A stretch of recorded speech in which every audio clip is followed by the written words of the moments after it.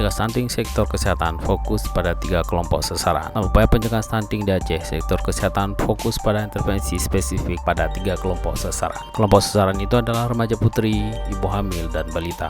Kelompok sasaran yang perlu menjadi perhatian di kesehatan adalah pada saat sebelum hamil, pada saat hamil, dan pada anak balita.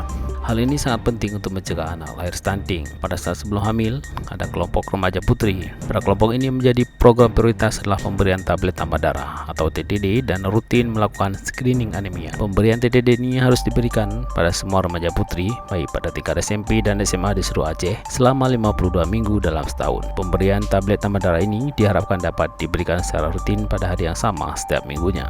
Kelompok sasaran selanjutnya yang perlu menjadi perhatian di kesehatan adalah pada ibu hamil. Mulai dari pemeriksaan kehamilan atau ANC selama 6 kali pada tenaga kesehatan terlatih, di mana 2 diantaranya harus dilakukan oleh tenaga dokter. Selebihnya boleh diperiksakan dengan tenaga kesehatan lainnya. Ibu hamil juga harus meminum tablet tambah darah minimal 90 tablet selama kehamilan. Khusus pada ibu hamil kek harus disertai dengan pemberian makanan tambahan berupa protein hewani. Pada kelompok ketiga, sasarannya adalah anak balita.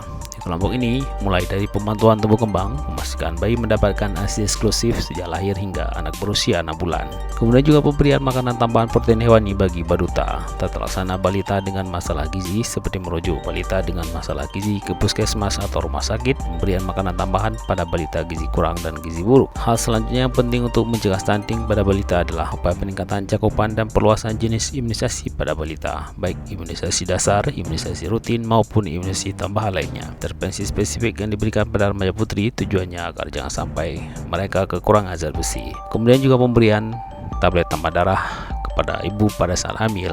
Tujuannya jangan sampai terjadi kekurangan zat besi dan kekurangan gizi. Harapannya agar jumlah anak stunting yang akan lahir nantinya akan terus berkurang di Aceh.